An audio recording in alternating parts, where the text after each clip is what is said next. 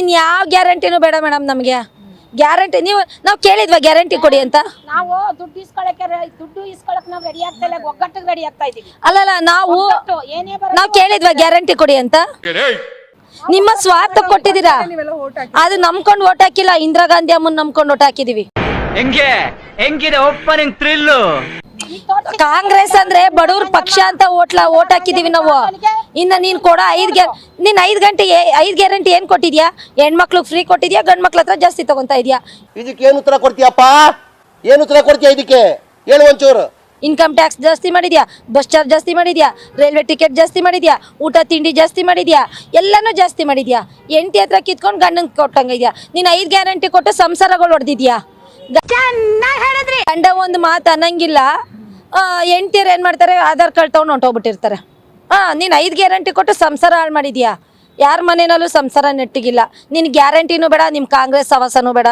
ಮುಂದಿನ ದಿನಗಳಲ್ಲಿ ನಿಮ್ಗೆ ತಕ್ಕ ಮಟ್ಟದ ಪಾಠ ಕಲಿಸ್ಲಿಲ್ಲ ಅಂದ್ರೆ ಎಲ್ಲ ಸಂಸ್ಥೆಗಳಿಂದ ಸೇರ್ಕೊಂಡು ಎಲ್ಲ ರಾಜ್ಯಾದ್ಯಂತ ಜನಗಳು ಸೇರ್ಕೊಂಡು ಸರ್ಕಾರಕ್ಕೆ ತಕ್ಕ ಶಾಸ್ತಿ ನಾವು ಮಾಡೇ ಮಾಡ್ತೀವಿ ಮೇಡಮ್. ಇವಾಗ ದೊಡ್ಡ ಹೋಟ್ಲುಗಳು ಟ್ಯಾಕ್ಸ್ ಕಟ್ತಾ ಇರ್ತಾರೆ. ಈಗ ನಮ್ಮಂತವ್ರ ಹತ್ರ ಏನೋ ಮಾಡ್ಕೊಳಕ್ಕಾಗಲ್ವಲ್ಲ ಮೇಡಮ್. ಈಗ ನಮ್ಮಂತವ್ರನ್ನ ಎತ್ಬಿಟ್ಟು ದೊಡ್ಡ ಹೋಟ್ಲವ್ರ ಹತ್ರ ರೋಲ್ ಕಾಲ್ ಮಾಡ್ಬೇಕಲ್ಲ, ಅಲ್ಲಿ ಟ್ಯಾಕ್ಸ್ ರೈಸ್ ಮಾಡ್ಬೇಕಲ್ಲ. ಆಯ್ತು ಮೇಡಮ್, ಇವಾಗ ನಾವು ನಿಲ್ಲಿಸ್ತೀವಿ. ಹೋಟ್ಲುಗಳೆಲ್ಲ ಮೇಂಟೈನ್ ಮಾಡ್ತಾರಾ? ತರಕಾರಿ ಅಂಗಡಿಗಳೆಲ್ಲ ಮೇಂಟೈನ್ ಮಾಡ್ತಾರ ಅವ್ರ ಕೈಲಿ? ಬೀದಿ ಬದಿ ವ್ಯಾಪಾರಿಗಳಿಲ್ಲ ಅಂದ್ರೆ ಒಂದು ದಿನಾನು ರಾಜ್ಯದಲ್ಲಿ ಮೇಂಟೈನ್ ಮಾಡೋದು ತುಂಬಾ ಕಷ್ಟ ಇದೆ. 80% ಜನ ಬೀದಿ ಮೇಲೆ ಮೇಡಮ್ ಜೀವನ ಮಾಡ್ತಾ ಇರೋದು. ಇನ್ನು 20% ಜನ ಅವ್ರ ಆಸ್ತಿನಲ್ಲಿ ರಾಯಲ್ ಆಗಿ ಜೀವನ ಮಾಡ್ತಾ ಇರ್ಬೋದು. 80% ಜನನ ನೀವು ತುಳಿತಾ ಇದ್ದೀರಾ. ಈ ತುಳಿಯೋಕ್ಕೆ ಮುಂದಿನ ದಿನಗಳಲ್ಲಿ ಬರೀ 6 ತಿಂಗಳು ನಿಮಗೆ ಟೈಮ್ ಇರೋದು, 2 ವರ್ಷ ಟೈಮ್ ಇಲ್ಲ, ಬರೀ 6 ತಿಂಗಳು ಟೈಮ್ ಇರೋದು. ಮಾತೇ ಇಲ್ಲ. ಈ 6 ತಿಂಗಳು ಕಳೆದ್ರೆ 27 ಬರುತ್ತೆ. 27ರಿಂದನೇ ಸಜ್ಜಾಗ್ತೀರಾ 28 ಎಲೆಕ್ಷನ್ಗೆ. ಅವಾಗ ನಾವು ನಿಮಗೆ ತಕ್ಕ ಪಾಠ ಕಳಿಸ್ಲಿಲ್ಲ ಅಂದ್ರೆ ನಾವು ಈ ಜನಗಳೆಲ್ಲ ನಾವು ನಿಮಗೆ ನಿಮ್ಮ ಮನೆ ಬಾಗ್ಲಿಗೆ ಕಸ ಗುಡಿಸ್ಕೊಂಡು ಬಿದ್ದಿರ್ತೀವಿ, ನಿಮಗೆ ಪಾಠ ಕಲಿಸ್ಲಿಲ್ಲ ಅಂದ್ರೆ. ಮೀಟರ್ ಬೇಕು, ಮೀಟರ್. ಇದು ದೃಢ ನಿರ್ಧಾರ ಮೇಡಮ್.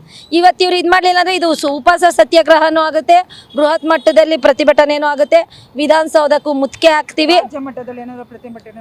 ಫುಲ್ ರಾಜ್ಯ ಮಟ್ಟದಲ್ಲೇ ಮಾಡ್ತೀವಿ ಮೇಡಮ್.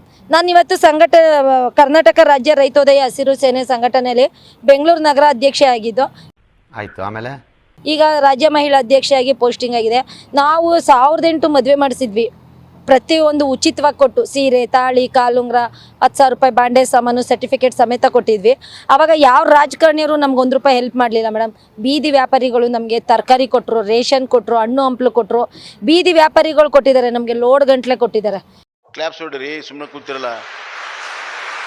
ಇವತ್ತು ನಾವು ಅವ್ರ ಪರವಾಗಿ ಬಂದು ನಾವು ನ್ಯಾಯ ಕೇಳಬೇಕಲ್ವ. ಇದು ಎಲ್ಲರಿಗೂ ನ್ಯಾಯ ಕೇಳೋ ಹಕ್ಕಿದೆ. ಮತ್ತು ನಾನು ಜನಗಳಲ್ಲಿ ಕೇಳೋದು ಏನಪ್ಪ ಅಂದರೆ, ಪ್ರತಿಯೊಬ್ಬರು ನೋಡ್ತಾ ಇರೋರು ನಿಮ್ಮಷ್ಟಕ್ಕೆ ನೀವೇ ಬಂದು ಈ ಪ್ರತಿಭಟನೆಗೆ ಸಹಕರಿಸಬೇಕು. ನಮ್ಮನ್ನು ಕರೆದಿಲ್ಲ, ನಮಗೆ ಆದ್ಯತೆ ಕೊಟ್ಟಿಲ್ಲ ಅಂತ ಯಾರು ಹೇಳ್ಬೇಡಿ. ಇವತ್ತು ಇಲ್ಲಿ ನನ್ನನ್ನು ಯಾರು ಕೂಗಿರಲಿಲ್ಲ ಮೇಡಮ್. ನಾನೇ ಸ್ವಯಂ ಇಚ್ಛೆಯಿಂದ ಬಂದಿದ್ದೀನಿ.